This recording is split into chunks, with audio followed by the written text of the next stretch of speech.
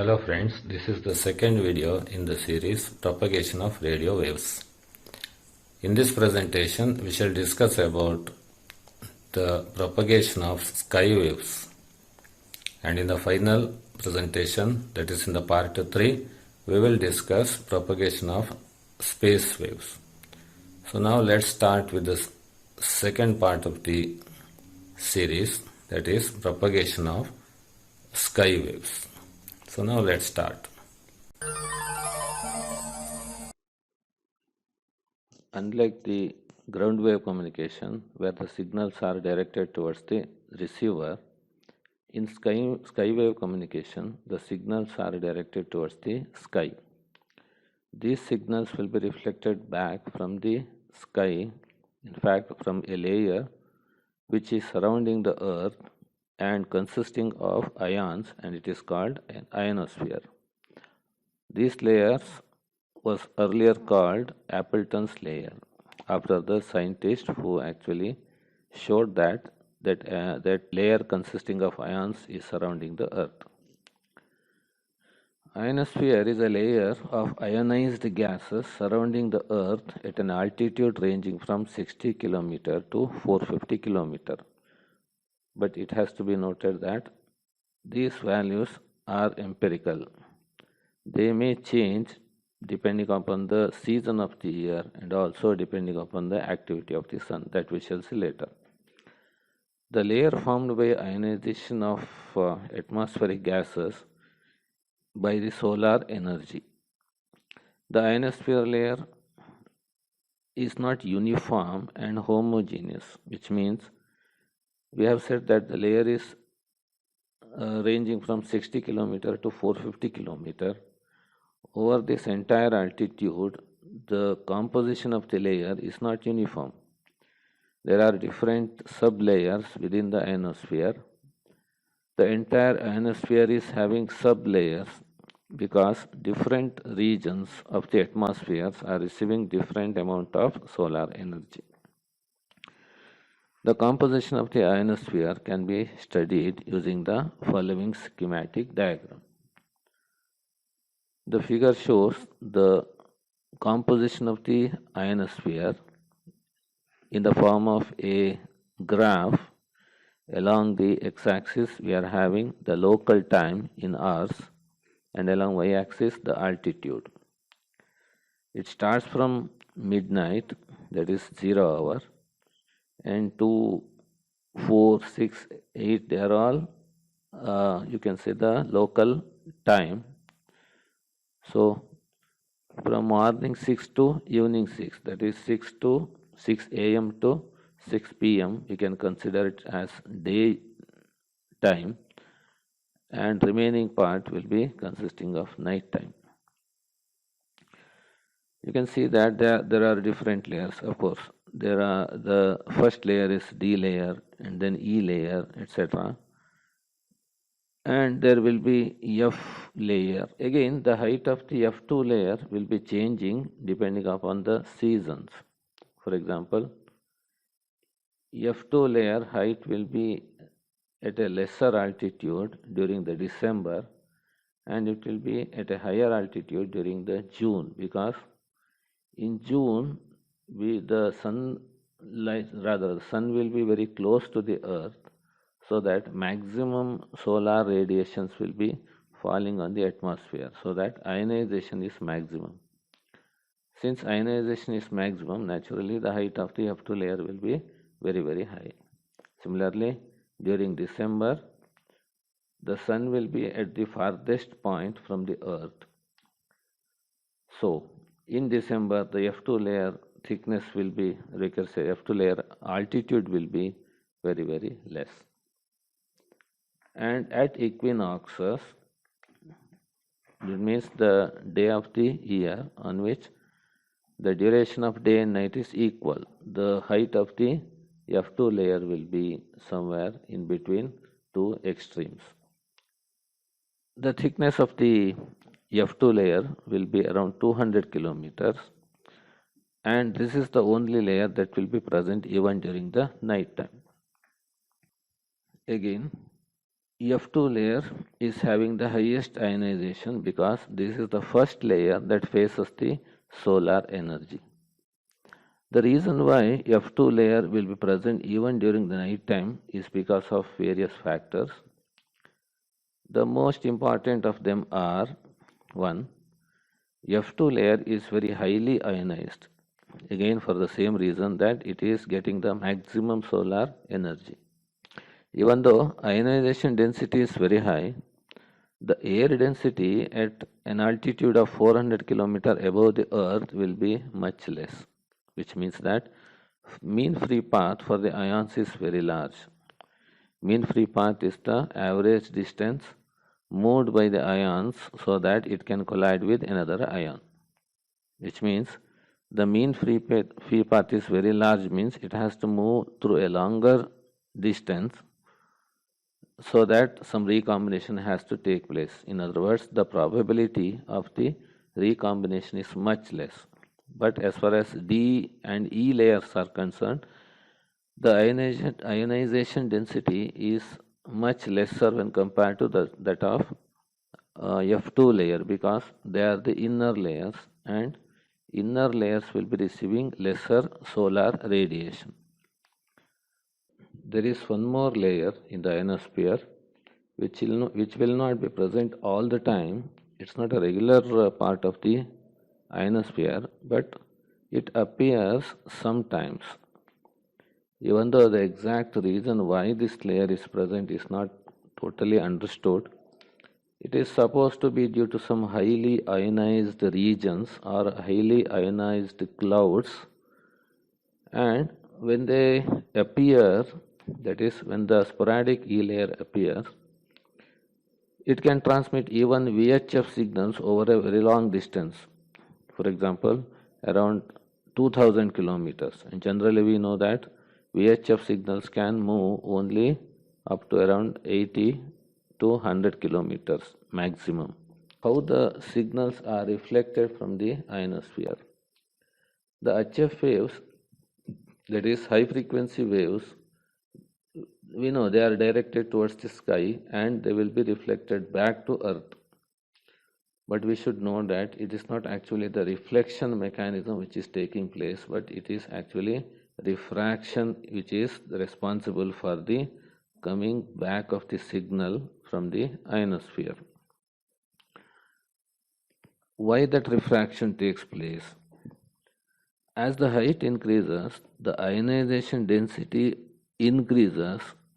However, the optical density decreases, which means as the signals moves through the ionosphere, optically it is going from a denser medium to a rarer medium. And we know that whenever a signal goes from denser to rarer medium, there is a tendency for the refracted signals to go away from the normal. In other words, the incidence angle will be less than the refracted angle. And this refraction process will keep on continuing when it is moving through different layers. In other words, the refraction process continues, and as the signals move through the layer, the angle of incidence keeps on increasing, and when it reaches the critical angle, total internal reflection takes place. So that the sky waves which are actually directed towards the ionosphere, they will be reflected, or we can say refracted back to the earth due to total internal reflection. So the actual mechanism of the skywave communication is not reflection but refraction. Now let us see some definitions.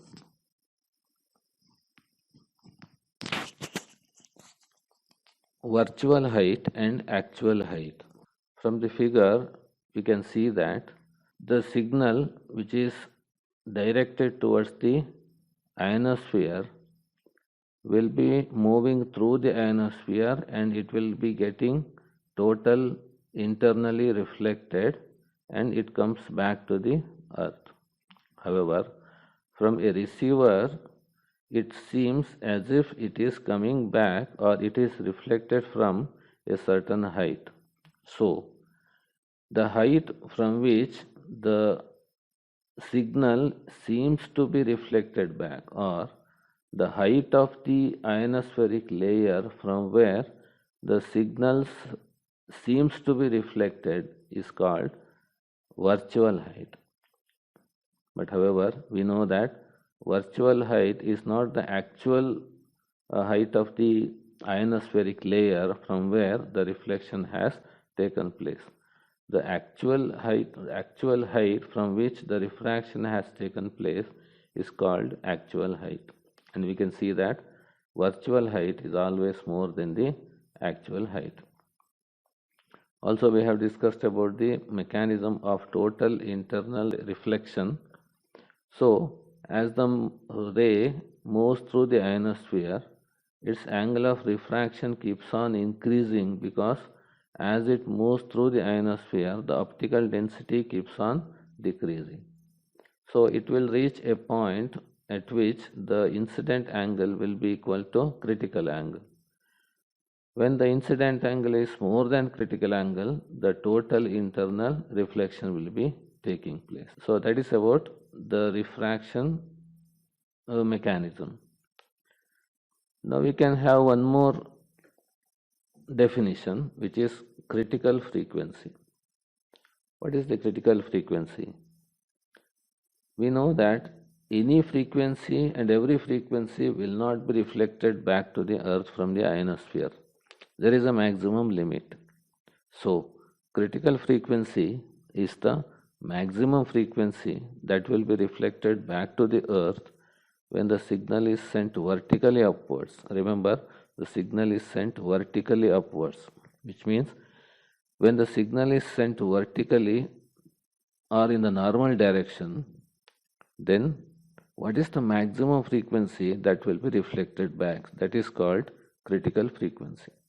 Any frequency more than critical frequency will not be reflected back to the earth by the ionosphere when it is directed in the vertical direction. The typical value of the critical frequency will be up to 15 megahertz. Then there is maximum usable frequency. It is maximum usable frequency. It is a maximum frequency that will be reflected back from the ionosphere for some incident angle. So, when the incident angle is 0, that is vertically if the signal is sent, then the maximum frequency that is reflected back is called critical frequency. However, when the signal is transmitted with an angle with respect to the normal direction, then we can send signals more than critical frequency and still we can get it back from the ionosphere. In other words, the maximum usable frequency is the maximum frequency that will be reflected back for some incident angle. This value is governed by secant law. So, secant law states that maximum usable frequency is equal to Fc into secant theta, where theta is the angle of incidence. The typical value of MUF is from 8 megahertz to 50 megahertz with an average value of 35 megahertz. And this is the reason why HF communication is possible only up to around 30 megahertz.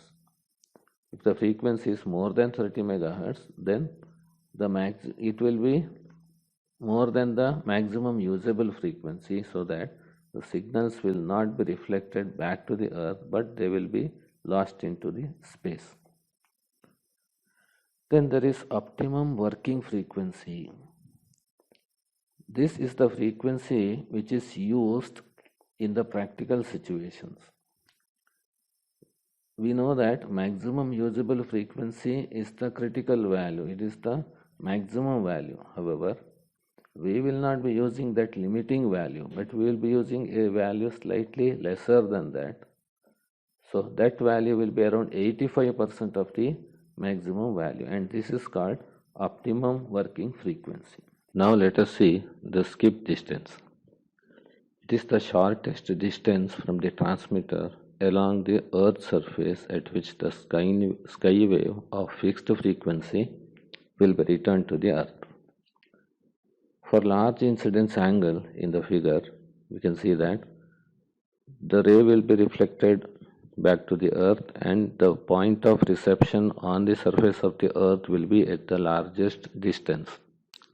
As the angle of incidence goes on decreasing, we can see that the point of reception will be coming closer and closer to the transmitter along the surface of the Earth.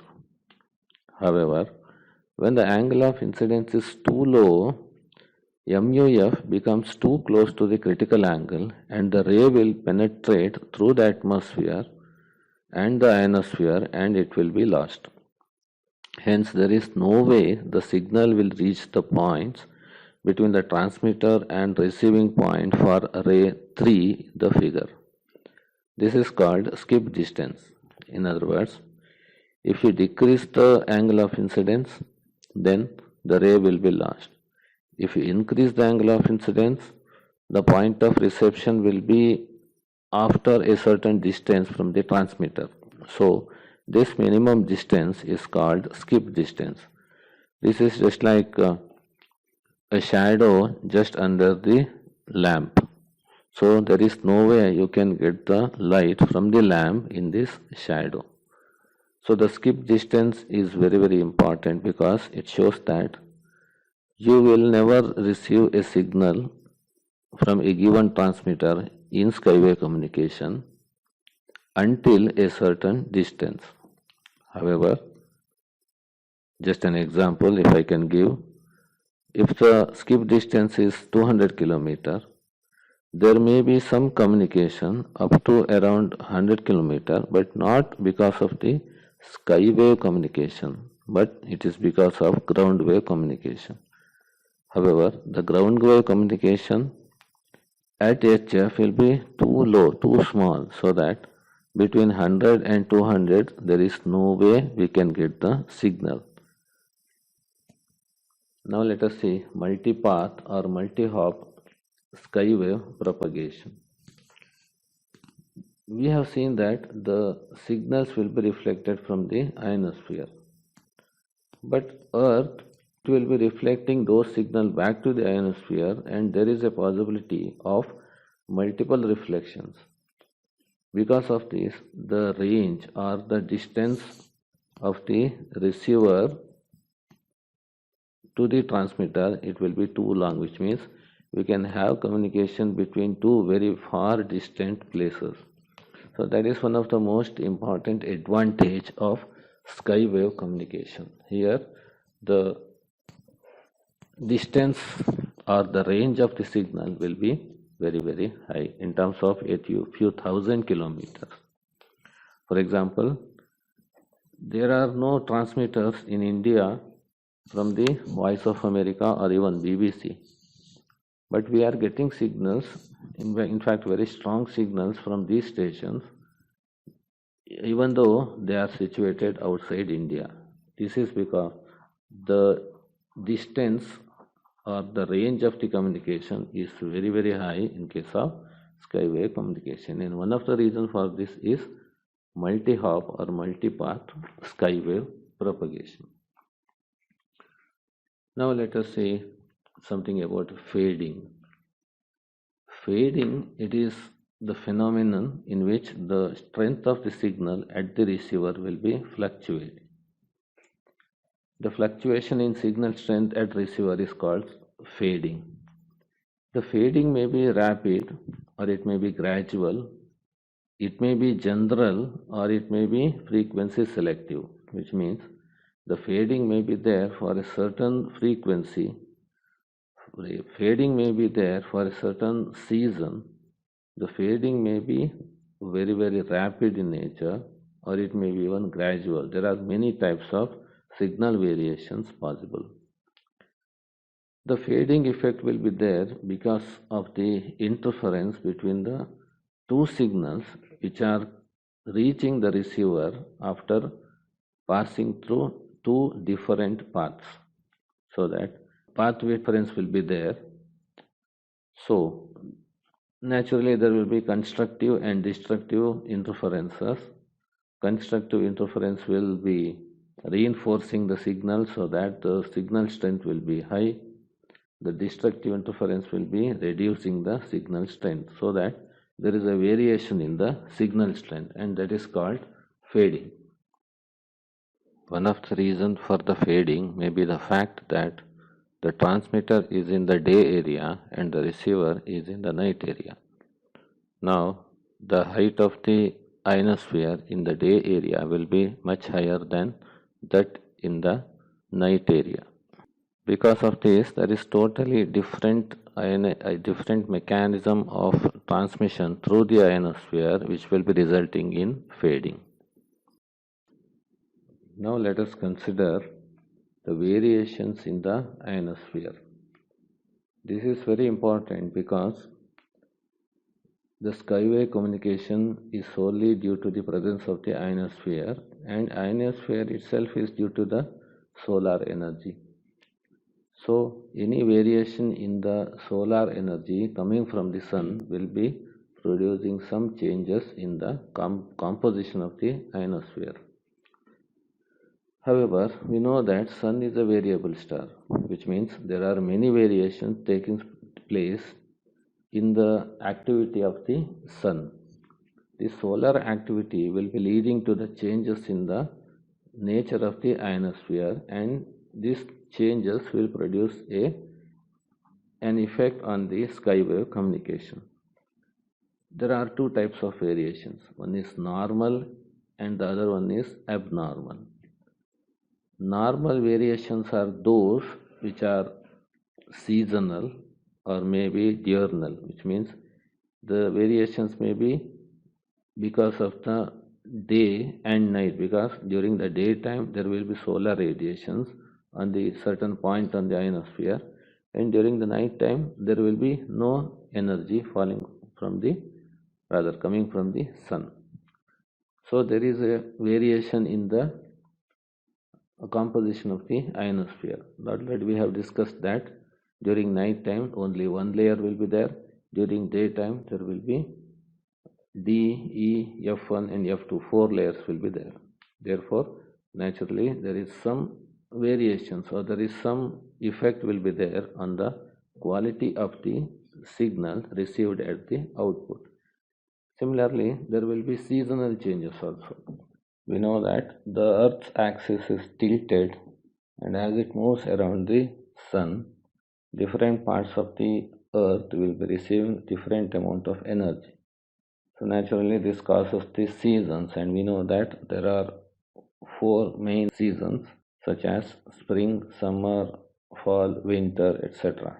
During these seasons, the ionospheric activity or composition will be different, because the energy received by the ionosphere during different seasons will be different.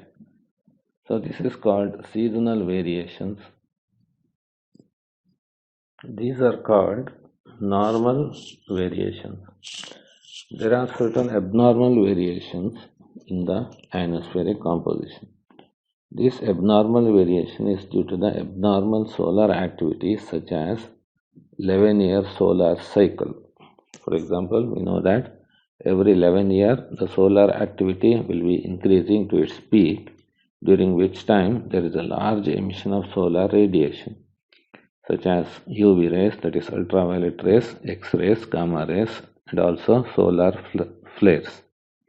Now, the ionization increases and it penetrates even to the inner layers, such as D and E layer. In other words, the overall ionization density will be increasing. Because of this, it happens that the all shortwave communication will be blocked. So there will be no shortwave communication. Duration of this may vary from a few minutes to an hour. It is to be noted that during this period, VLF communication improves. So this is one type of disturbance. So this is called sudden ionospheric disturbances or SIDs.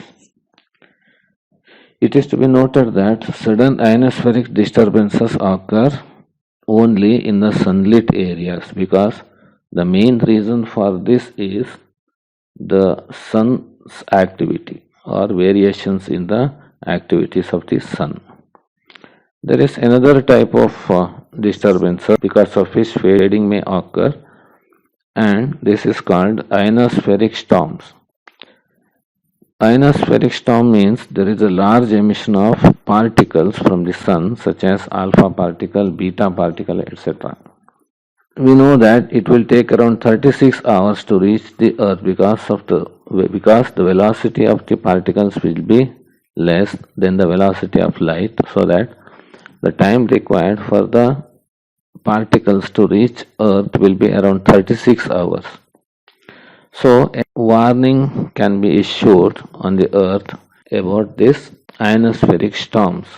Therefore, its effect will be minimized. However, it is to be noted that its effect is for the entire globe, whereas sudden ionospheric disturbance is only in the sunlit areas. There is one more disturbance which we have discussed slightly earlier. So this is called sporadic E layer. So we can call it an abnormality because this layer will not be present all the time. So whenever this layer appears, then actual reflection of the rays from this layer takes place. So we know that the actual mechanism of reflection from the ionosphere is not actually reflection but refraction. But in the sporadic E layer, it is the pure reflection which is taking place, because of which the HF communication will be improving. So whenever sporadic E layer is present, then we can have HF and even VHF communication much better than the normal days. Thank you for your support, and please don't forget to share this video with your friends and give your feedback in the comment section. Thank you once again.